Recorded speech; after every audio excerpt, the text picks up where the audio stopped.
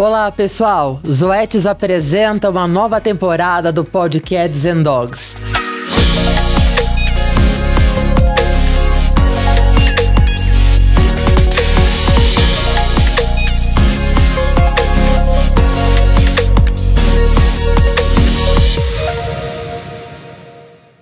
Dessa vez, os nossos episódios vão falar a respeito de prevenção. E hoje, o nosso episódio é sobre sinomose canina. Com o maior prazer, eu, Maria Alessandra Del Barrio, que vocês conhecem como Malê, tenho dois convidados especiais aqui. Mariana Guedes, representando a Zoetis, a nossa querida Mari, e meu amigo Paulo Tabanês, que é o grande representante da Infecto no Brasil. Então a gente começa conversando um pouquinho a respeito dessa doença tão terrível e devastadora que é a sinomose canina. Para começar, Paulo, a gente sabe que a sinomose é uma doença infecciosa, contagiosa, que compromete bastante os cães.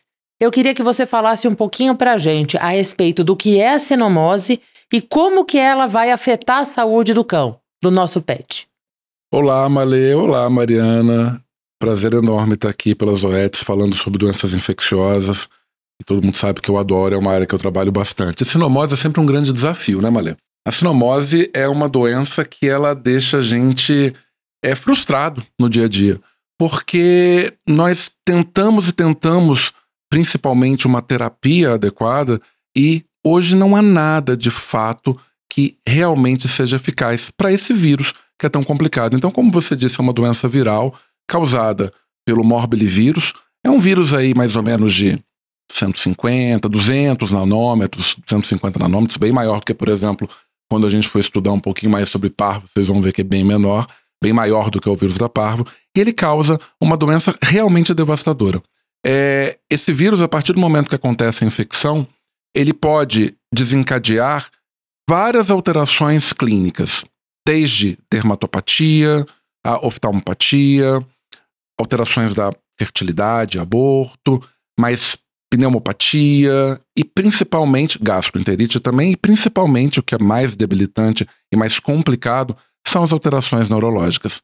Essas, de fato, muitas vezes fazem o tutor, por vezes, pensar até mesmo em eutanásia, por conta da debilidade que o paciente se encontra. Então, mioclonia, aquele movimento tônico-clônico, convulsões, tetraplegia, entre tantas outras alterações clínicas. Logo, o impacto para a saúde do animal é muito grande, né? A gente está falando de uma doença aí que tem uma morbidade, ou na verdade uma mortalidade que varia de 50% a 90%, gente. Isso significa dizer que a cada 10 animais, dependendo da cepa, da imunidade, das condições desse paciente, 9 podem morrer. Talvez seja uma doença que só venha a perder para a raiva, que é virtualmente 100% letal. Eu queria um dia que a gente estivesse aqui nesse podcast conversando sobre sinomose, como se hoje conversa sobre PIF. Uma doença que era letal e ponto final, e hoje a gente consegue ter uma luz no final do túnel, a gente consegue ter um tratamento eficaz. Sinomose, infelizmente, a gente ainda não consegue. Então, prevenção é indiscutível. Prevenção é aquilo que vai, de fato, segurar a progressão dessa doença na população de cães e, obviamente, diminuir o impacto dessa doença que é tão complicada. Pensando em prevenção, Mari, qual a dica que você tem pra gente? Qual a sua opinião a respeito dessa prevenção? Como a gente faz isso? Sim, Malê, obrigada, por estar aqui hoje também. Estou muito feliz de estar aqui conversando sobre esse assunto tão importante. Bom, como o Paulo falou, a vacinação de fato é a melhor forma da gente prevenir essa doença. E a Zoetis, ela é líder em saúde animal, e falando em vacinas, em biológicos, a gente também é líder em animais de companhia no Brasil. Então a gente tem um portfólio muito grande, bem amplo e bem completo. Pensando em sinomose, a gente tem 2 vacinas, que é a Vanguard Plus, a nossa V10, e a Vanguard HTLP, que é a nossa V8. Então a gente consegue fazer a prevenção dessa doença com essas 2 vacinas. E são vacinas que estão no mercado há mais de 25 anos, presentes aí nas clínicas e nos hospitais veterinários no país. E a gente tem uma produção, que ela é produzida em bioreatores, então é uma vacina que não tem contaminação, é totalmente sem manipulação. a gente consegue produzir lotes homogêneos, então trazendo todo o benefício da pureza, da eficácia, da segurança da vacina. Então, com a Vanguard Plus e a Vanguard HTLP, a gente consegue prevenir a sinomose. Oh, bacana. Então a gente já sabe, né, que a gente tem uma doença que é grave, que é contagiosa, que dá trabalho, com alta mortalidade. Então, eu acho que isso o clínico tem que ter na cabeça, né, porque o esperado, na verdade, é que o paciente morra. Na maior parte das vezes não significa má competência do profissional que está encarando essa sinomose de frente e que a gente tem a vacina como uma importante arma de proteção. Agora, vamos pensar um pouquinho a respeito de transmissão. Porque quando a gente pensa em transmissão, a gente também vai pensar nos riscos que esses pacientes correm. Paulo, as doenças infecciosas, cada uma tem uma forma de transmissão, algumas formas de transmissão. Você pode discorrer um pouquinho para a gente como essa sinomose vai ser transmitida entre os cães, pensando em quais os fatores de risco do paciente canino para a infecção ou para a doença sinomose? Malê, esse vírus ele é muito interessante, né? Muito esperto. Aliás, né, esses patógenos de forma geral são muito espertos. Eles estão aí se adaptando a milhares e milhares de anos aos seus hospedeiros. Então, esse vírus ele é transmitido, normalmente o morbilivírus é transmitido por secreções e excreções. Então, espirro, tosse, secreções de forma geral. Mas esses droplets, né, essas gotículas, são de fato as formas mais eficazes de transmissão no sentido de secreção nasal, ocular, tosse, espirro. E aí, a partir do momento que esse vírus entra em contato com um animal suscetível, aquele que não está vacinado, não tem prevenção, não tem anticorpo circulando, esse animal suscetível que está ali entre os seus 6 semanas de vida e 6 meses de vida, justamente naquele período onde a janela de vulnerabilidade está ocorrendo, os anticorpos maternos interferem, ou o animal não foi bem protegido, ou não foi bem vacinado junto ao protocolo vacinal, ele é o mais suscetível. Claro, a gente pode ter sinomose em qualquer idade, ok? Mas a maior susceptibilidade está nessa janela. Então, nesse momento, o animal recebe essa carga viral e aí ele vai entrar em contato via oronasal. Via oronasal, esse vírus vai infectar, é muito esperto, ele vai infectar as células da resposta imunitária. Ele vai infectar timócitos imaturos, células dendríticas, macrófagos e linfócitos, via receptor CD150 ou SLAM, que é um receptor de linfócitos. E aí ele entra nessa célula, junto à orofaringe, às tonsilas, ao tecido mucoide associado à resposta imunitária local, para ser transportado para o sistema linfóide geral. Então ele vai para a medula, para o linfonodo, para o baço, ele se dissemina pelos órgãos linfóides primários e secundários para aumentar a sua carga viral. Então nessa primeira semaninha é a semana onde o vírus vai ter uma febre, vai causar uma febre discreta, ele vai já causar uma linfopenia, ele vai se disseminar pelos órgãos linfóides, porque depois, se esse animal não tem anticorpo e não conseguiu montar anticorpo eficaz dentro desse período, na primeira para a segunda semana, ele, óbvio, não quer morrer ali dentro, né? Tudo que vive quer viver, então inclusive o vírus, a gente, o vírus, os animais. Então ele tornou uma estratégia de sair do linfócito para células epiteliais, usando um receptor tipo nectina 4. E aí, quando ele vai para a célula epitelial, é o momento que ele consegue se disseminar, saindo pelas secreções e excreções. Daí ele vai causar a oftalmopatia, a pneumopatia, a gastroenterite, a doença de pele, o aborto, a infertilidade, enfim, todo o quadro dele, e inclusive vai chegar no sistema nervoso central, levando as alterações neurológicas que a gente vê. Não há um caminho para esse vírus, e isso começa a grande problemática, né?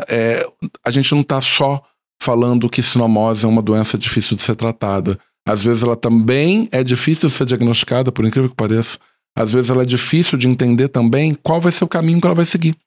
Porque o animal pode ter direto alteração neurológica, o animal pode ter só alteração sistêmica, o animal pode ter sistêmica e depois a neurológica, e o animal pode ter as duas coisas ao mesmo tempo. E às vezes o animal teve a fase sistêmica 1-3 semanas depois é que ele vai ter a neurológica. De um período de incubação curto, de 3 a 6 dias, vamos colocar uma semana. Entrei em contato com o vírus agora, em uma semana mais ou menos esse animal vai começar a apresentar os primeiros sinais clínicos. E aí o tutor começa a entender que esse animal está doente, aonde ele vai procurar ajuda e o diagnóstico e toda a intervenção vai ser tomada. Então, claro, quanto antes a gente tiver o diagnóstico, melhor vai ser. Melhor vai ser pelas estratégias de tratamento?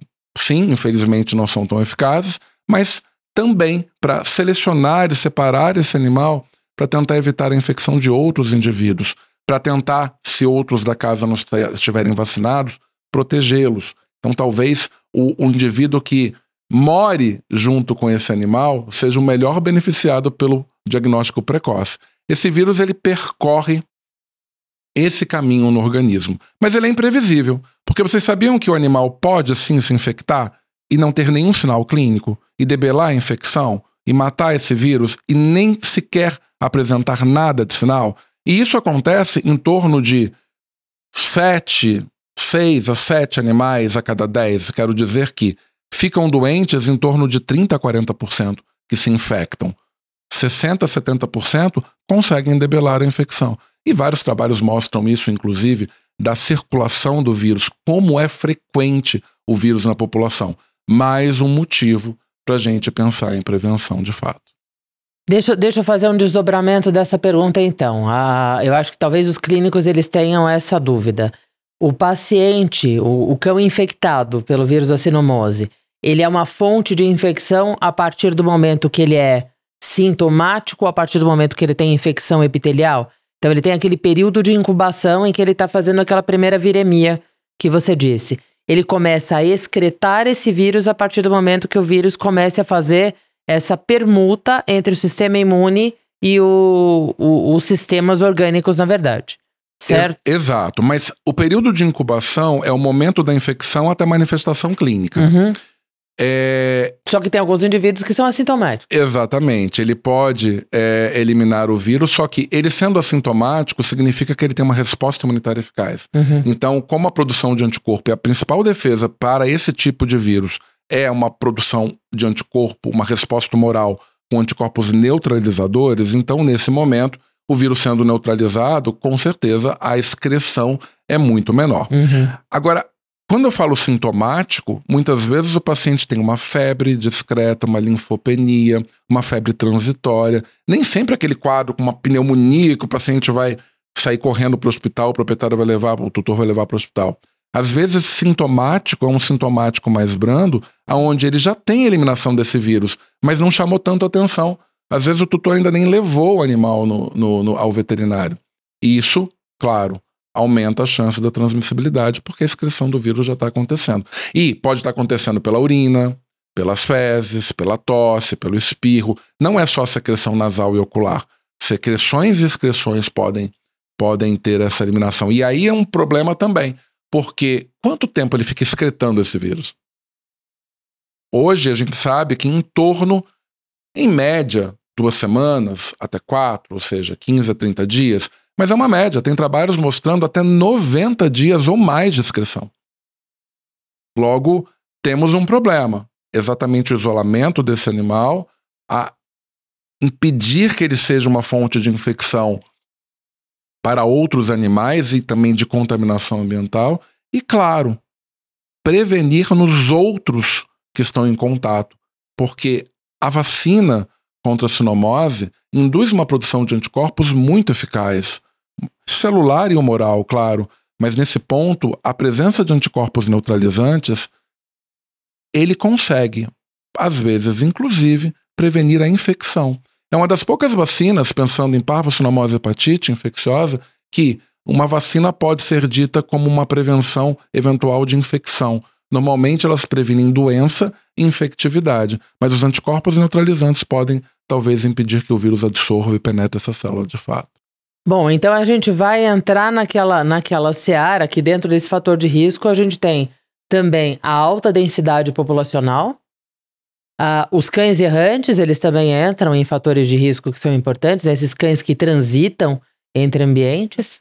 E principalmente também, né, Marê, porque esse vírus é diferente do vírus da parvo.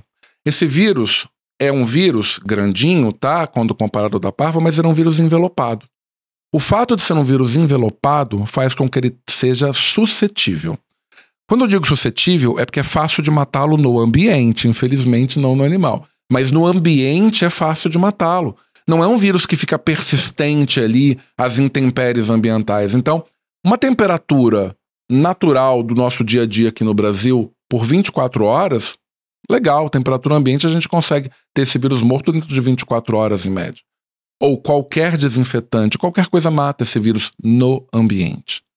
O problema é que no animal é mais difícil. Então, quando eu tenho um vírus que o ambiente ele consegue ser eliminado rápido, eu preciso que esse animal infectado entre em contato com os outros animais. Então, o contato animal-animal se torna importante. Ele se torna importante para que a infectividade seja eficaz, porque ele não vai ficar permanente ali no ambiente muito tempo. Daí, aglomerado de animais, daí animais errantes, tudo isso como um fator de risco se interpõe para a transmissão. E tem um dado da literatura também interessante, que não se tem muito bem a explicação, que raças dólicocefálicas têm mais sinomose, predisposição, do que braquicefálicas. Gente, mas também, braquicefálico ele já é braquicefálico, né? Ele já tem problema demais, então deixa ficar para dólicocefálica, tá tudo certo. Bom, então a gente vai pensar assim, né? Uma estratégia importante seria blindar contactantes de indivíduos que possam estar infectados, e a gente vai pensar na tal da imunidade de rebanho aí também, né? Na vacinação massiva dos cães. O que a gente pode fazer em relação a isso, Mari? Então, é extremamente importante, né? Fundamental que a gente use a vacinação como principal estratégia para tentar, como você falou, blindar esses animais. E é importante a gente fazer isso quanto antes. Então, o interessante das nossas vacinas, da linha Vanguardia, é que a gente consegue imunizar esses animais a partir de 6 semanas de vida. Então, ali com 42 dias, a gente já consegue iniciar esse protocolo vacinal e deixar os animais protegidos. Bom, então o que a gente tem aqui na cabeça, primeiro, né, que a gente tem que tentar fazer com que esses indivíduos sejam imunizados, principalmente indivíduos que frequentam áreas de risco, indivíduos que ficam em grandes aglomerados, e aí a gente vai lembrar, é importante a gente sempre lembrar que existem criatórios, existem abrigos, existem as creches, existem os hotéis. Então a gente vai pensar em todos os desdobramentos em que cães possam entrar em contato uns com os outros, para a gente evitar um pouquinho aí esses mecanismos de transmissão. Lembrando que a limpeza do ambiente e a desinfecção também são extremamente importantes. Agora, vamos pensar a respeito, você falou um pouquinho a respeito da apresentação sintomática aí da sinomose. Você pode desdobrar um pouco melhor quais são as apresentações clínicas que esses cães podem ter? E a partir daí, você falou que o diagnóstico é difícil, aí vai dar um nó na cabeça de todo mundo. Como assim é difícil?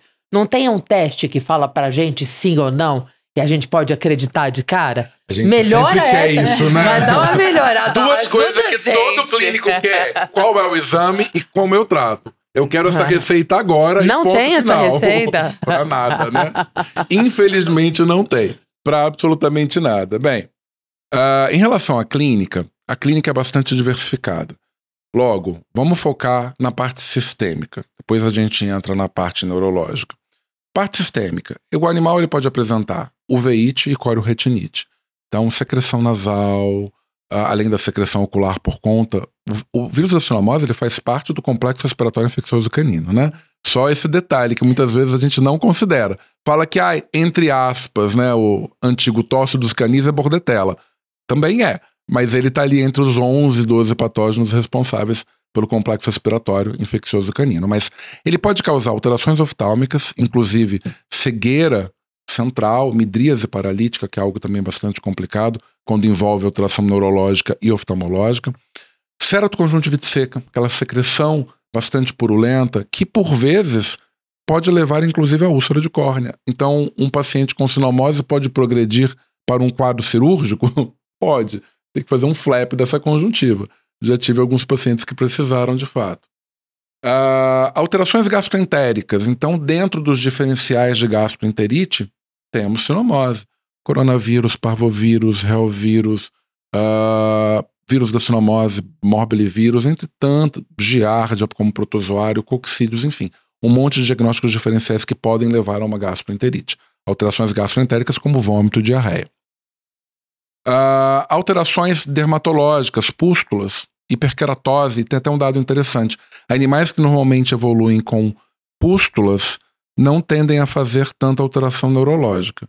Animais que evoluem mais com hiperkeratose, de coxins, palmares e plantares, tendem a evoluir mais com alterações neurológicas. Talvez, será que queratinócito, assim como a uve, assim como o sistema nervoso central, sejam sítios de privilégio de resposta imunitária, ou seja, onde o vírus pode entrar, ficar escondido e a resposta imunitária não consegue chegar muito bem lá. Talvez seja por isso de fato. Alterações respiratórias, muitas vezes que também levam a óbito esse paciente por conta da pneumonia. Principalmente a pneumonia, que começa com um quadro de vidro fosco, intersticial pelo vírus, e depois, claro, ele abre as portas para a coleguinha que ele mais gosta de conviver, que é a bordetela, levando a broncopneumonia, entre outros agentes que podem levar essa pneumonia também.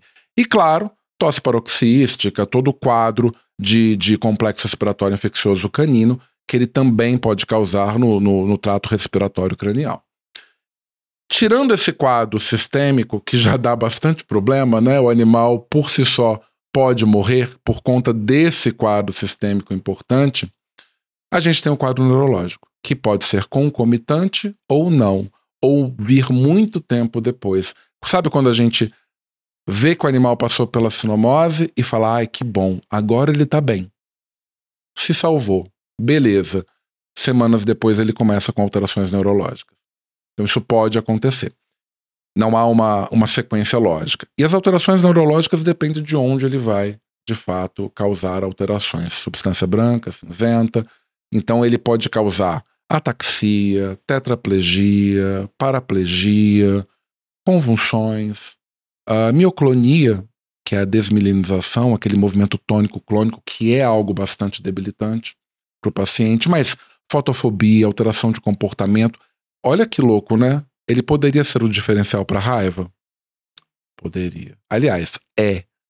E a gente, muitas vezes, deixa de lado esse diferencial, né? Que é tão importante e perigoso para o próprio médico veterinário e para a família. Então, essas alterações neurológicas, junto com as sistêmicas, colocam esse animal numa condição bastante debilitante.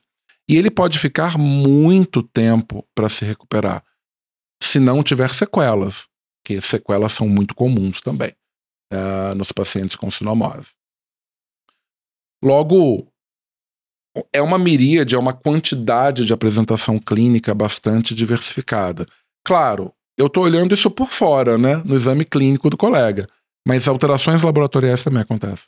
Então, esse paciente pode ter anemia, normalmente normocítica normocrômica, por doença inflamatória. Pode ter trombocitopenia também. Leucopenia, que é o mais esperado, por linfopenia, mas muitas vezes com essa infecção bacteriana secundária a gente vai ver leucocitose com neutrofilia.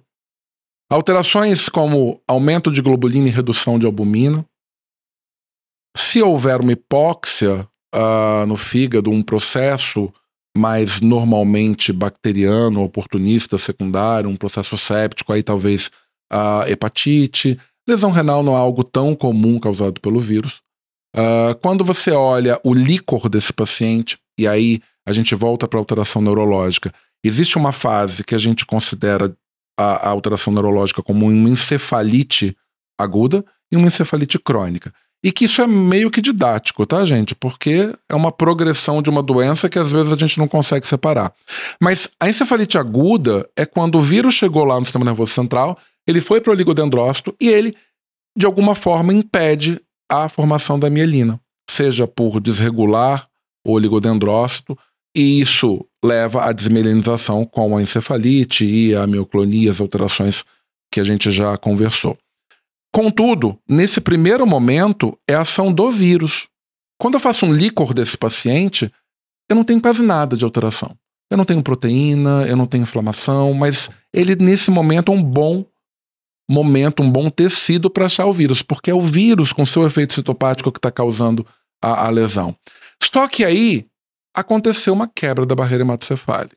Aconteceu que, como o vírus entrou, a resposta imunitária também entra, apesar de ser um sítio de privilégio de resposta imunitária. E aí, linfócitos T, linfócitos B, produção de anticorpo intratecal, peróxido de hidrogênio, óxido nítrico, explosão respiratória, levando a um quadro de matar o vírus. Mas com isso, essa resposta imunomediada inflamatória também pode levar à desmelinização. A gente chama essa fase de uma encefalite crônica, que nesse caso ela é imunomediada. Logo, quando o clínico olha para esse líquor que ele coletou, aí eu já consigo ver algumas coisas. Eu já tenho aumento de proteína, eu já tenho pleocitose, normalmente linfocítica e monocítica, mas a carga viral tende a reduzir, porque é justamente por conta dessa inflamação que o vírus está sendo destruído. Então, por que eu estou falando isso? Para pegar um gancho agora com o diagnóstico.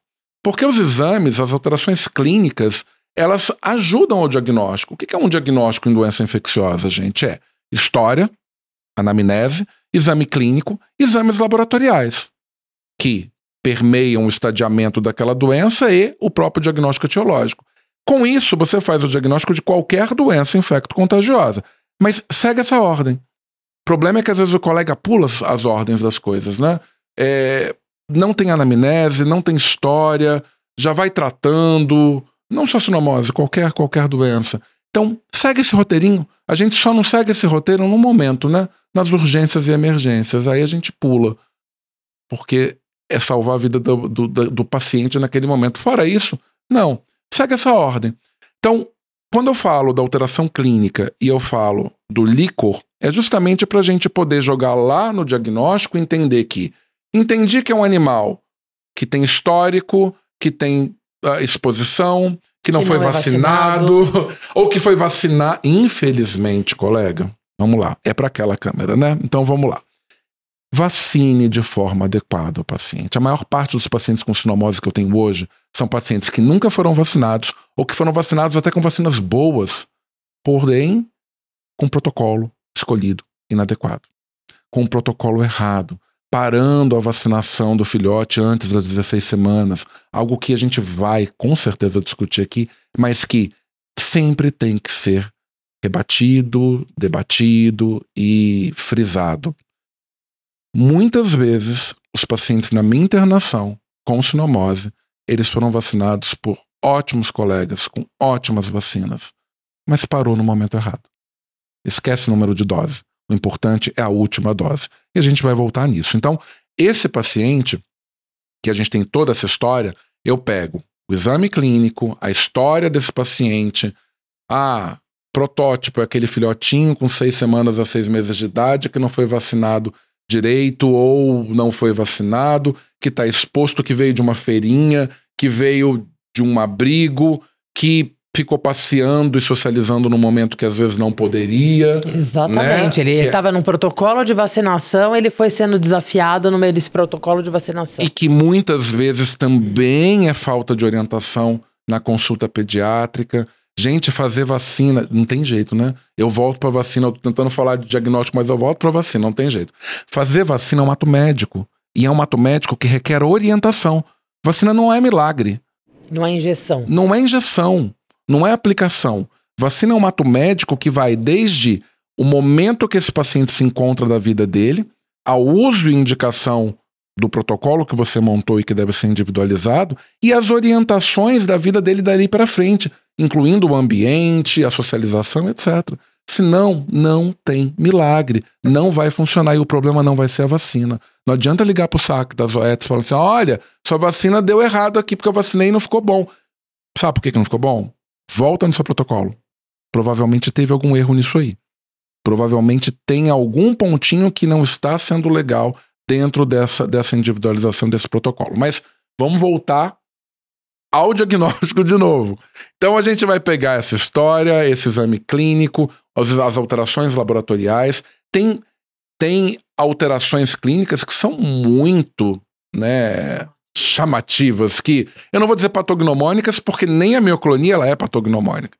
Mas se você pega um filhote jovem com todo esse histórico, com convulsão, com mioclonia, com alteração dermatológica, com hiperqueratose, com secreção ocular e nasal. Não, eu acho que é uma desordem lisossomial. Não é, né? É sinomose. Claro, A gente não vai dizer que é patognomônico a mioclonia, porque de fato não é. Mas é um sinal bastante peculiar, bastante particular. É o primeiro diferencial quadro, que você vai ter, né, para mioclonia. Num quadro como esse. Mas eu li um trabalho do Hamoud uma vez, que dos grupos todos que ele estudou, separando dos 4 grupos, eram 100 e tantos, 200 animais, o máximo de presença de mioclonia era de 50%. Significa o quê? Que alguns não vão ter, né? Então, quantos pacientes adultos a gente pega porque não continua a vacinação, porque não fez o protocolo adequado, e que vem com sinomose, e que não tem mioclonia, ele tem ataxia, ele tem alteração cerebelar, ele tem outro quadro somente central e nada periférico. Acontece. Bem, dos testes diagnósticos, o que a gente vai ter para fechar esse diagnóstico? Quando eu disse que nem sempre é fácil, porque tem alguns casos, gente, que a gente só vai fechar na necrópsia, infelizmente. Com imunistoquímica, com PCR de sistema nervoso central, com outras técnicas que vão voltadas ali a tecidos que a gente, com animal vivo, não conseguiria obter. Mas, de forma geral, não é tão complicado, porque a gente tem hoje testes rápidos que pesquisam antígeno. Se prestam bem. Se prestam bem. E cuidado, gente, a gente também tem teste rápido que pesquisa anticorpo. Eu digo cuidado porque você também já deve ter passado por isso, mas às vezes encaminha o paciente pra gente. Paulo, tô encaminhando o paciente com sinomose aí pra você. Já mandei o resultado do exame, tá? Teste rápido. Positivo pra sinomose. Não tá lá escrito se é antígeno ou anticorpo. Eu não sei o que o colega fez. E vou te dizer, o óbvio tem que ser dito. Tem muitos colegas hoje que ainda não sabem a diferença, e é triste dizer isso, entre um antígeno e um anticorpo. Sabe? Então, escrevam um teste se antígeno, se anticorpo, estudem, isso é super importante para nossa formação, assim como essa nossa conversa aqui. Então, o teste de antígeno ajuda bastante, porque é um teste que te dá um resultado rápido, imediato, em 10 minutos, o que para a sinomose é muito importante. Né? A gente tem um diagnóstico ali claro e real para uma tomada de decisão naquele paciente, mas também naquela família, naqueles outros indivíduos contactantes e até mesmo no seu próprio hospital, é importante. Né? Eu achei o componente do vírus num determinado lugar. Exato. Eu achei uma proteína que tem no vírus. Ponto. Qual é a particularidade disso? É que animais que foram vacinados com as vacinas atenuadas, que são as mais frequentes no mercado, podem ter o teste rápido positivo. Por quanto tempo depois da vacina? Essa pergunta eu me senti agora tipo assim, saia justa, né, do GNT. Porque saiu de Marília Gabriela para saia justa, né? Malê, a literatura ela não é específica. Toda a literatura coloca entre semanas a meses, ou dias a semanas. É de bom senso se pensar entre 2 e 4 semanas. Isso tanto para o teste rápido, que pesquisa antígeno, quanto para a PCR, que vai pesquisar também o material molecular, é um vírus RNA, vai pesquisar o material genético desse vírus. Então a presença de um fragmento molecular que vai ser amplificado. Só que, como a vacina é um vírus vivo atenuado, eu tenho o vírus ali. Eu tenho o material genético dele, eu tenho antígenos dele ali. É um vírus que vai entrar, ele vai replicar naquele paciente que foi vacinado, não vai causar doença, mas ele vai causar a infecção. E aí eu vou ter antígeno, eu vou ter material genético. Por isso que o teste rápido de antígeno e a PCR podem amplificar ou se tornarem positivos num animal que foi vacinado. Dentro aí de 2 a 4 semanas, a literatura não é muito clara. Então, já fiz o spoiler do diagnóstico. Ou é teste rápido com antígeno, ou provavelmente PCR, ou a combinação de ambos. Agora, de qual tecido? Esse é o problema, né? Porque, às vezes, eu costumo dizer, não existe teste ruim. O que existe é a interpretação inadequada do teste que você está usando. É você não conhecer qual é a vantagem e a desvantagem, como utilizá-lo, como tirar o melhor proveito daquele teste. Se você sabe isso, não existe teste ruim. Você sabe o que pode dar falso positivo, o que pode dar falso negativo. Você sabe qual tecido você vai usar, qual a fase que você vai usar. Então, para a sinomose, paciente que tem alteração ocular, secreção nasal, principalmente ocular, gente, vai para lá. Não adianta procurar... A chance de achar ele ali é grande. Não adianta ficar procurando agulha no palheiro, gente. Você até pode achar, mas vai ser mais difícil. Então, vá para onde você sabe que ele está. Se ele está causando alteração epitelial ou conjuntival, é lá. É teste rápido daquela região ou PCR daquela região. Ah, mas eu quis fazer do sangue. Não entendo. Nem tudo que a gente quer a gente consegue ou pode, né? Nem não é o bom. melhor tecido, nem sempre é bom naquele momento, né? A vida fala isso pra gente. Isso eu acho que é importante frisar, né, pessoal? Porque muitos clínicos acabam fazendo o teste a partir do sangue e a probabilidade do sangue ser o melhor material é a pior. Porque, na verdade, ele já não tá fazendo viremia na maior parte das vezes, ele tá situado em algum lugar causando problema. Exato. E aí, pra onde eu vou? Pra onde ele tá. Alteração neurológica. É líquor. Urina pode ser um local legal. Líquor não é fácil coletar, é verdade. Tem que anestesiar o animal, tem que ter uma estrutura para isso. Não vou dizer que não faça. Faça, porque inclusive te ajuda no diagnóstico diferencial do resto de outras doenças, te dá uma ideia de como está essa encefalite, mas às vezes não é tão prático. E a gente pode coletar urina, então tem trabalhos mostrando que a urina também tem uma boa sensibilidade. Agora vai depender da fase, né? Então, se o paciente chega para você com sequelas de alteração neurológica, esse vírus já não está mais em lugar nenhum. Você não vai encontrar ele na conjuntiva, você não vai encontrar ele no líquor, na urina, porque isso é uma sequela tardia. Ele tá, ou ele foi eliminado, ou ele está quietinho nos locais de persistência.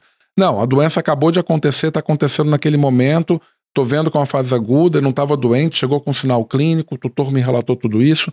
Poxa, tem secreção nasal e conjuntival? É para lá. Seja teste rápido, seja PCR. Ou tem alteração neurológica, começou agora, e não tem mais alteração em conjuntiva, líquor e urina. Sangue você pode encontrar? Pode também. Só tenha a ideia e a percepção que esses testes, tanto rápido quanto a PCR, vão detectar antígenos ou material genético de um processo infeccioso real ou também de um animal que acabou de ser vacinado. Mas, gente, ele foi vacinado e tem todos esses sinais clínicos, era vulnerável, tinha tomado só 1 dose ou 2 doses ou não completou o protocolo, e eu encontro o vírus dessa forma ou pedaço dele, também não vamos, né, fazer teoria da conspiração. Isso é realmente sinomose que você está lidando ali na frente, né? Existe uma possibilidade também, Malê, que vale a pena dizer, que é a carga viral. Quando a gente faz uma qPCR. Uma qPCR de transcriptase reversa, né, porque é um vírus RNA, se ele tiver uma carga superior a 10 à sexta de partículas, aí isso é vírus selvagem, ponto. Vacina não vai replicar nesse ponto. Então, se a carga é muito elevada, indiscutivelmente isso é uma infecção selvagem, isso não é uma infecção vacinal, tá? Agora, cargas muito baixas podem ser por uma infecção selvagem que vai ainda aumentar a sua carga, ou realmente porque o animal acabou de ser vacinado. Só um último desfecho para cá, só para a gente deixar claro. E o teste de pesquisa de anticorpos? Você indica sim ou não? Eu acho que eu ia falar disso na vacina, mas como você falou agora, a gente fala agora e fala na vacina. Anticorpo, ele não é tão legal para o diagnóstico de infecção. Na verdade, ele não serve quase nunca. Para sinomose. Vou dizer porque quase nunca para sinomose, já. Mas ele praticamente não vai servir muito para o diagnóstico de infecção, tá, gente? O teste rápido, ou mesmo o vírus a soroneutralização, que é um outro teste que a gente não tem disponível, e seria talvez o ouro para diagnóstico de anticorpo, né? Ele não serve porque os testes sorológicos que pesquisam anticorpos não diferenciam o animal vacinado de um animal infectado. Ou um animal que entrou em contato lá atrás, produziu anticorpo, nunca ficou doente e está tudo bem. Tem um trabalho em Santa Maria mostrando que 30% da população não vacinada e que nunca ficou doente tem anticorpo. Um outro mostrando 55% de presença de RNA do vírus na mucosa. Então isso não quer dizer... A gente tem uma pressão de infecção muito elevada. Nós temos o vírus circulando bastante na nossa população. Um pouco pela endemicidade da doença, um pouco pelo protocolo vacinal que não é de forma ampla e irrestrita. Logo, ele está aí. E como eu falei para vocês, nem sempre a infecção vai causar doença. Eu posso ter produzido anticorpo e vida que segue. Por isso que o teste sorológico não ajuda muita coisa, porque ele não vai diferenciar um do outro. Ele pode ajudar em entender se o animal que foi vacinado está devidamente imunizado. O que isso quer dizer? Vacinar não é imunizar. Entendam isso. Vacinar é o ato, é aplicar a vacina. Imunizar é a resposta que o indivíduo tem àquela vacina. E que no caso da sinomose da parvohepatite é preciso produzir anticorpos. Porque eles aqui vão me ajudar nessa defesa principalmente. Logo, se eu faço um teste sorológico no animal vacinado e ele tem títulos, legal, ele está protegido. Ele foi imunizado. Ele está protegido. Posso até postergar a vacina de acordo com as diretrizes mais atuais ou não. Qual é a exceção aonde o anticorpo poderia me ajudar em alguma forma no diagnóstico da leishmania? Eu não falo tanto de leishmania que ela vem na mente, naturalmente, da sinomose. Quando eu faço uma mensuração intratecal, quando eu faço a mensuração dos anticorpos no líquor. Então, se eu tenho níveis de anticorpos mais elevados no líquor do que sérico, aí talvez a produção seja intratecal. Mas muito cuidado. Na hora de coletar o líquor, pode vir contaminação de sangue, e aí você está comparando. Por isso que é sempre bom você comparar o título de anticorpo da sinomose, por exemplo, mas fazer parvo e hepatite, porque aí você compara e vê se realmente há contaminação ou não. Então, se eu tenho uma elevada produção lá dentro, muito maior do que o sérico, provavelmente essa produção é intratecal. Esse talvez seja um dos únicos momentos em que um teste sorológico poderia ajudar no diagnóstico da sinomose. Eu particularmente nem faço isso com frequência porque a gente acaba chegando no diagnóstico de outra forma mais rápida, né? E claro, imunohistoquímica também poderia ajudar em tecidos. Imunohistoquímica, imunofluorescência direta, mas que são testes que a gente não faz na rotina, não é o que o clínico do dia a dia utiliza. Então, para o clínico do dia a dia é anamnese, exame clínico, exames laboratoriais, teste rápido de antígeno, PCR. Ponto. É isso que a gente vai fechar o diagnóstico dessa doença tão complicada. Mari, tem alguma coisa que você gostaria de comentar aí a respeito? Depois dessa aula, né? Até pouca coisa para complementar.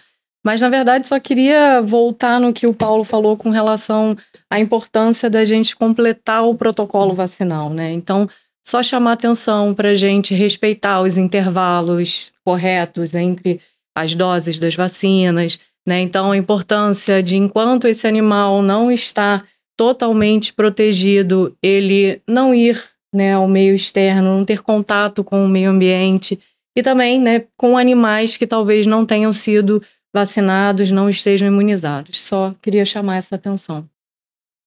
A gente precisa chamar atenção com relação à vacinação, porque a gente está passando um momento muito crítico, né? Tanto na medicina veterinária quanto na medicina humana, por conta de todas as campanhas anti-vac que apareceram aí desde de 2 décadas passadas. A grande discussão já começa aí em 2007 e várias campanhas, várias pessoas se elevando contra a vacinação das mais diversas categorias. Então aqui, Paulo, eu quero que você seja daquele jeito que você é, Paulo Tabanês. Cuidado com o que você pede. Tá. Eu quero que você seja pontual aqui pra gente e fale diretamente pra você que tá assistindo. Eu quero que você me diga por que a vacinação ela é crucial na prevenção para sinomose e como essa vacinação deveria ser realizada. Lembrando que pensamos também na individualização de protocolos, que não existe uma receita de bolo para todo mundo. Receita é com Ana Maria Braga, que eu amo, mas Paulo Tabanês vai precisar dizer pra gente qual é a forma correta da gente pensar a respeito dessa vacinação. Eu não tenho nenhum perfil para ser Paulo Braga, não vai acontecer, né? Essa mistura não vai acontecer. Você vai ser Paulo outro, não um nome que não se pronuncia. Voldemort. Voldemort. Então, gente, isso é piada de bastidor, gente. Um dia a gente o que acontece? Primeiro, então, vamos separar 2 pontos, 2 fases da vida. O que a gente faz no filhote é diferente do que a gente faz no adulto, mesmo utilizando a mesma vacina. Então, separemos, porque são necessidades diferentes. E isso é individualizar o protocolo. Hoje, as diretrizes, os guidelines mundiais, inclusive o mais atual de 2024, é muito claro. assim como eram os outros, né? Individualização de protocolo. Chega de receita de bolo. Você precisa entender onde esse animal mora, como ele vive, quais são os hábitos, ao que ele está exposto, qual a condição física e a condição de saúde daquele paciente naquele momento, para onde ele passeia, como é a família, com quantos outros animais ele vive. Tudo isso é importante para individualizar o protocolo. Mas quando a gente fala em individualizar, eu penso principalmente em vacinas opcionais. Aquelas que também no guideline coloca e separa entre vacinas essenciais, que são aquelas que todo animal tem que tomar, e as vacinas opcionais que dependem um pouco de toda essa individualização. Mas, de fato, o que é essencial? Sinomose, parvo e hepatite infecciosa. Isso para o mundo é essencial. Por quê? Porque são doenças, em especial a sinomose, de alta morbidade e mortalidade, com uma expressão e uma pressão de infecção enorme, principalmente, inclusive na América do Sul e no Brasil, com uma letalidade e com, até mesmo quando não mata, deixa sequelas ou pode deixar sequelas, com uma infectividade extremamente importante. Então, tudo que a gente conversou é mais do que o suficiente para saber que tem que ser vacinado, e é por isso que nas diretrizes nós temos ela como essencial. E também porque as vacinas, elas induzem uma proteção fantástica. Gente, talvez as melhores vacinas que nós tenhamos no mundo, comparando humanas e veterinárias, sejam as vacinas de sinomose, parvo e hepatite. Porque a proteção que elas desencadeiam é muito boa e muito rápida. E realmente protege os pacientes. Então, claro, desde que seja feita da forma correta. Aí é que é o gargalo da história. Então, quando eu pego esse filhotinho, ele deve-se começar o protocolo vacinal, pensando em sinomose, parvo e hepatite, nas essenciais, a partir de 6 a 8 semanas de vida. E aí eu vou colocar os intervalos, que podem ser entre 2 e 4 semanas. Normalmente o que a gente faz, 3 semanas. Então, número de doses é importante? Não, esquece o número de doses. Porque se eu comecei com 6, eu vou fazer 9, depois eu vou fazer 12. Depois eu vou fazer 15? Não, estende para 16, porque o problema é aí. Eu tenho que terminar as virais após 16 semanas de vida. Foi claro? Vamos lá. Não vai parar o protocolo vacinal das virais antes das 16 semanas de vida. Paulo, mas eu fiz já 3 doses e tá na bula que são 3 doses. Eu entendo. A bula foi feita por uma questão de registro para o uso desse produto no Brasil. E vai você tentar mudar uma bula, vocês não sabem o que é isso. Então, assim, ela foi feita dessa forma, os trabalhos foram produzidos que tiveram uma boa eficácia. E alguns animais estarão protegidos com 12 semanas. O problema é que nem todos estarão. Muitos terão anticorpos maternos ainda lá para frente. E é alguns que não estarão protegidos que a gente não pode deixar de proteger. E é por isso que hoje os guidelines, independente da bula, jogam essa vacina para 16 semanas ou mais. Então, se você começou a vacinar com 12 semanas, você precisa fazer 3 doses? Não. 12, 16. 13, 16. Se você começou com 6, 9, 12, 16. Se você começou com 9, 12, 16. Não importa o número de doses. Esquece o número de doses. Eu preciso que ela chegue à última dose lá com 16 semanas ou mais. Isso que é importante. Por quê? Qual é o grave problema nessa história? Por que para um adulto eu posso fazer uma dose que seria o suficiente? Por segurança a gente faz 2, mas uma seria suficiente. A gente está falando de um vírus vivo que entra, infecta e replica. Ele desencadeia uma imunidade imediata e, eu digo, ativa. O problema é que o filhote tem os anticorpos da mãe, né, Malê? Que vão, na verdade, coibir. Exato. Coibir o próprio antígeno vacinal. Colostro. A mãe tinha anticorpos. Ele mamou o colostro nas primeiras horas de vida. Não adianta mamar depois. Entre as primeiras 24 horas, porque as células intestinais estão ávidas ali para receber esses anticorpos. Esses anticorpos, como eu já disse lá atrás, são neutralizantes. Esses anticorpos vão ficar circulando naquele filhote. Só que ele não produziu esse anticorpo. Não é um anticorpo ativamente produzido por ele. Não foi pelas suas células de memória. Então esse anticorpo vai cair. Ele tem uma meia-vida. Então, para a sinomose, a cada 8,4 dias ele cai. ele cai pela metade. Então, dentro de um gráfico, vai chegar um ponto que os anticorpos da mãe ainda neutralizam a vacina, porque é o vírus que você está colocando para vacinar. Ele vai lá neutralizar, assim como acontece no animal protegido, não é? Mas esses anticorpos da mãe neutralizam esse vírus, não deixam a vacina funcionar direito, mas não conseguem mais proteger o filhote. Essa janela, a gente chama de janela de vulnerabilidade ou de susceptibilidade, e ela permeia entre a 6ª semana e a 16ª semana de vida. E dentro de uma mesma ninhada, eu posso ter níveis de anticorpos diferentes nos filhotes, então não adianta. Alguns estarão protegidos com 12 semanas, outros com 14, outros com 16 ou 17. É por isso que a gente precisa transpor a barreira de anticorpos maternos e a última dose da viral ser com 16 semanas ou mais, justamente para garantir. Isso é tão importante que hoje a atualização do guideline é a vacina que poderia ter a última dose, a gente fala de reforço, mas está errado, né? O que se faz com 1 ano de idade. Não é um reforço, gente. Isso é a última dose do protocolo vacinal, tá bom? Do filhote, Mas a gente fala, vamos fazer o reforço anual, o reforço de 1 ano. Não, ele não é. Ele é a última dose do protocolo vacinal do filhote, que começou com 6 a 8 semanas e terminou, entre aspas, com 16. Mas, na verdade, ele vai terminar com 1 ano de idade. Só que, hoje, isso é tão importante que se pode ser trazido bem para trás, antecipado. A gente pode fazer isso com 6 meses de vida ou 26 semanas, para que a gente tenha certeza que não tem mais anticorpo materno.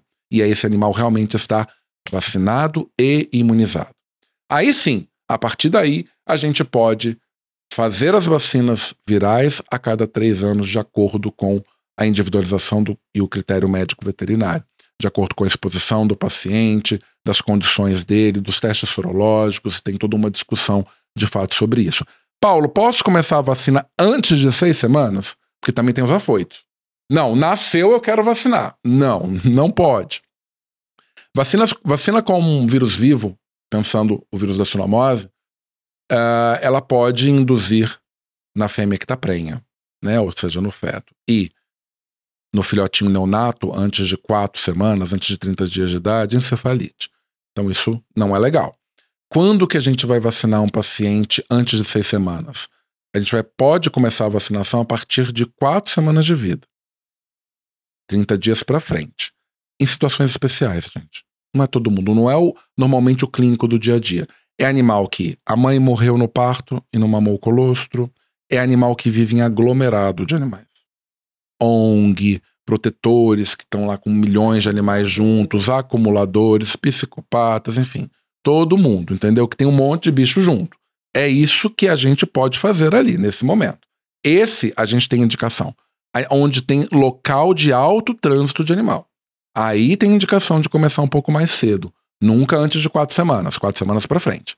E até mesmo nesses locais, com doses até mais precoces, eu digo. Intervalos menores. E por mais tempo. Mas aí é uma medicina de população, de abrigo, é uma outra situação, que não é o nosso dia a dia aí da clínica, tá bom? Paulo, eu quero que você conceitue para nós uma coisa que eu acho que é muito importante, que é a imunidade de rebanho. Infelizmente a gente não tem. Eu começo ao invés de conceituar, já dizer o seguinte, a gente não tem. O que é imunidade populacional ou imunidade de rebanho? Quando a gente vacina uma população, lembra, todo mundo sabe disso, vacina antirrábica não é feita em campanha? Tem um motivo.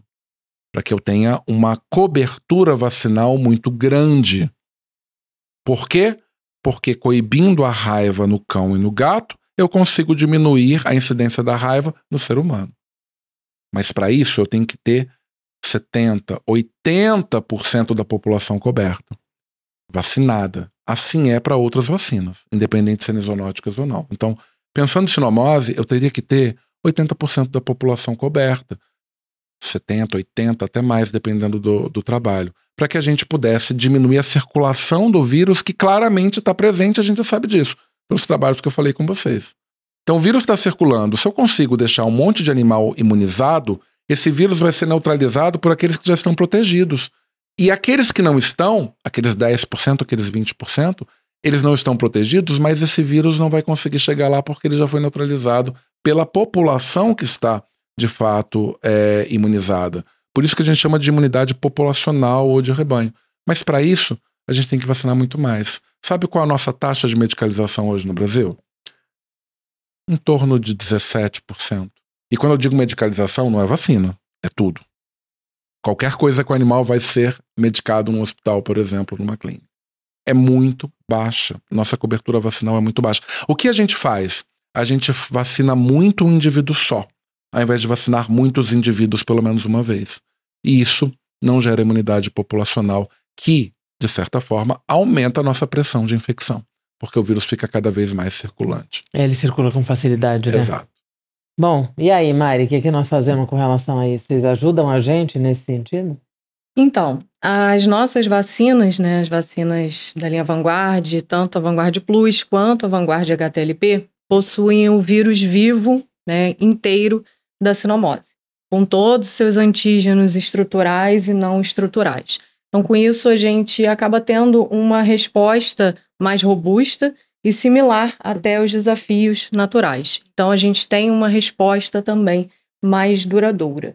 Então, as nossas vacinas, elas conseguem trazer esse benefício para os animais. Claro, né? Quando a gente respeita tudo isso que o Paulo falou, seguindo o protocolo, os intervalos. Então, isso é extremamente importante. Agora, só pra gente encerrar, né? Porque eu acho que a gente fica falando a respeito de vacinação, eu acho que tem que entender que nós estamos falando de uma doença que é grave, de uma doença que tem uma transmissão muito facilitada e que está muito longe de controle, justamente pela baixa taxa de medicalização que a gente tem. E ela não é fácil de ser tratada, justamente porque não existe um tratamento específico. E, Paulo, eu queria que você simplesmente tecesse pra gente. Tem um tratamento mágico, milagroso, tipo GS, para sinomose, para a gente já poder ser feliz? Ou a gente ainda anda naquela corda bamba do tipo, depende da sorte de cada indivíduo para conseguir sobreviver a esse vírus mortal? Uma boa pitada de sorte, ela é importante. Ajuda, né? Ajuda ela bastante. vai ser, mas é porque não tem nenhum antiviral eficaz. Você falou do GS, tem um trabalho que foi publicado há um mês atrás, mais ou menos. Muito, muito recente. Testando o GS in vitro. Né? Só um capítulo à parte, a gente não tá falando de gato, né? Não tá falando de pife, não. Mas usando o GS in vitro com uma resposta fantástica sobre o vírus. Ou seja, reduzindo carga viral in vitro, sempre in vitro. Reduzindo carga viral e reduzindo o efeito citopático do vírus. Quem sabe, né? Oremos. Oremos. Quem sabe no próximo episódio eu venho aqui falando, gente, curamos. É isso. Temos a nossa resolução. Beijo. Infelizmente, não. Você vai ver desde suco de quiabo até ribavirina. Você vai ver tudo. Então, assim, realmente... E quanto menos se tem trabalhos e publicações reais que mostrem a efetividade, mais receitas miraculosas existem, né? Que, de certa forma, é delicado e complicado. Porque quando é da cabeça do tutor, tá tudo bem. Agora, quando é do veterinário prescrevendo suco de quiabo, eu tenho na palestra um slidezinho assim no auditório, tem uma receita, que obviamente eu não mostro quem é o colega, óbvio, prescrevendo como fazer o suco de quiabo. Gente, não, né? Então, assim, vamos ser mais científicos. Hoje o que a gente tem? Trate os sistemas afetados. A oftalmopatia, você tem que usar corticoide porque tem uveíte, você tem que fazer uma transposição de flap por causa de uma úlcera perfurada. Se ele tem pneumopatia bacteriana, vai entrar com antibiótico, obviamente que pegue as bactérias mais comuns ali que causam pneumonia associada. Esse antibiótico não é para tratar o vírus, obviamente. Se tem uma enterite, vai hidratar, vai corrigir os eletrólitos desequilibrados. Chega de usar antibiótico para tratar diarreia, né, gente? Ainda que não seja o capítulo, e muito menos a sinomose, não faz sentido. Já mudamos o século, já milênio. mudamos, mas a cabeça não muda. E as alterações neurológicas, ele tem convulsão do mesmo jeito que qualquer outro animal. Fenobarbital, levetiracetam, às vezes sedá-lo para poder tirá-lo do status epilético. Infelizmente, para mioclonia, a gente não tem nada hoje real. Então vai desde a mixeletina ao canabidiol. Tudo tem sido estudado, tentado, mas nada realmente efetivo. Um grande ponto de discussão é usar corticoide ou não usar corticoide, usar imunoestimulante ou não usar imunoestimulante, isso ainda é uma incógnita. Então, talvez nas encefalites imunomediadas, o corticoide em dose anti-inflamatória talvez seja bom. O imunoestimulante, no sentido de que o vírus está fazendo um efeito citopático, é ele que está causando a lesão nesse momento, no quadro sistêmico pode ser interessante também. Então, depende da fase, depende um pouco do que se tem. O problema da sinomose é que não há um padrão de estudo para terapia, porque a doença não se manifesta de uma forma padronizada. Isso dificulta os estudos. E aí, os antivirais. Ribavirina tem trabalhos in vitro e in vivo, que é discutível, e vários outros antivirais testados. Todos Mas a ribavirina ainda é muito discutível, né, Paulo? Ainda é discutível. Tanto o trabalho in vitro quanto in vivo. É fato, a ribavirina tem efeito citopático para Paramyxoviridae, que é a família, para o morbilivírus, in vivo, isso é indiscutível. Tanto que todos os testes de outros antivirais são feitos junto com a ribavirina. Ela vai reduzir carga, ela vai diminuir o efeito citopático do vírus, tudo isso in vitro. Quando ela foi testada in vivo, os grupos não são homogêneos, houve melhora do score, houve melhora clínica, mas é difícil a gente dizer, de fato, que ela foi a responsável. Mas, sim, se existe algum antiviral que se usa hoje, ainda é a ribavirina, mas questionável. E vários outros antivirais têm sido testados, inclusive o próprio GS. Mas, gente, a terapia é frustrante. Tem que ter trabalho, cuidado, insistência, persistência, uma grande pitada de sorte, um tutor muito parceiro ali que realmente queira seguir à frente, que queira investir no animal, porque ele vai demorar para se recuperar. Ele pode ter sequelas, isso pode demorar bastante tempo. Então, voltamos ao ponto inicial. A prevenção vem antes de qualquer coisa. Se a gente conseguisse fazer uma boa cobertura vacinal, se a gente conseguisse fazer os protocolos assertivos e adequados para o nosso paciente que chega no consultório sem errar a janela vacinal, só de fazer isso, a gente já controlaria muito essa doença. Muito, muito, muito. É um vírus envelopado, no ambiente ele morre rápido, então o nosso climinha tropical já ajuda também a controlar isso. Fazer a nossa parte, usar boas vacinas, respeitar o protocolo vacinal, imunizar de forma mais global, já é realmente o que a medicina veterinária e os tutores poderiam fazer para controlar essa doença que é tão devastadora. Mari, a Zoetis é uma empresa muito envolvida na produção de vacina e em educação continuada para o clínico. Vocês oferecem de alguma forma para o clínico orientações a respeito de como executar a utilização do produto de forma adequada, vacinação de forma adequada, fomentar mais informação a respeito da doença? O clínico consegue isso com a empresa? Sim, Malê, a gente tem muitos materiais, né? A gente investe muito nessa educação continuada, então a gente traz toda essa informação técnica para que o médico veterinário consiga, né, colocar em prática da forma correta, né, os protocolos e também oferecer o melhor cuidado para os pacientes. E além disso, Malê, a gente também tem o Proteção Garantida.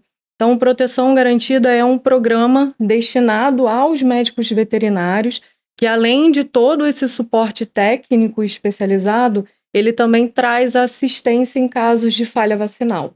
Então, se o médico veterinário utilizar as nossas vacinas da forma correta, né, seguindo a recomendação que a gente traz em bula, se houver falha vacinal, a gente vai fazer também o custeio dos exames realizados e também desse tratamento que o veterinário implementou. Então, é um programa também bem legal e, de novo, para o médico veterinário.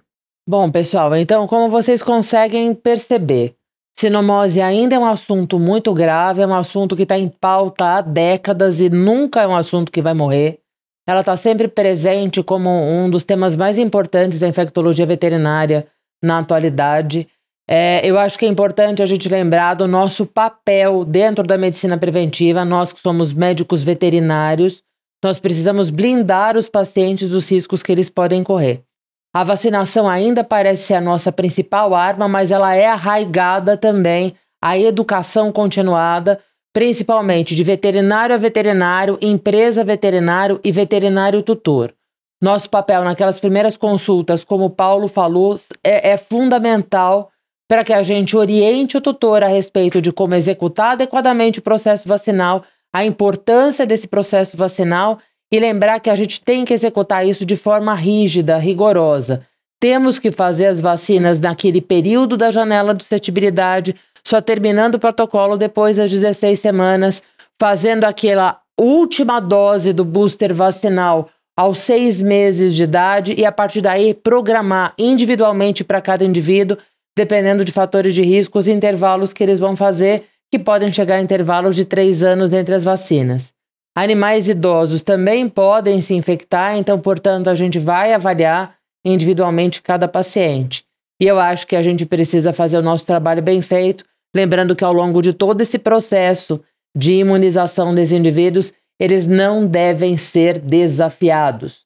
Então o cara quer levar o cachorro para o Parque do Ibirapuera, quer levar o paciente para passear na rua, no cabeleireiro, na pet shop, no parquinho do prédio. Não. Enquanto ele está no processo de imunização, ele não deve ser desafiado e deve ficar dentro de casa, sem contato com outros indivíduos que não sejam imunizados. Esse é o nosso papel e é por isso que a gente está conversando a respeito disso nesse episódio do podcast Zen Dogs. Aguardo vocês para um próximo episódio, agradecendo aí muito ao Paulo Tavanês e a Mari Guedes aqui do meu lado. Beijo para todo mundo, pessoal, e até uma próxima.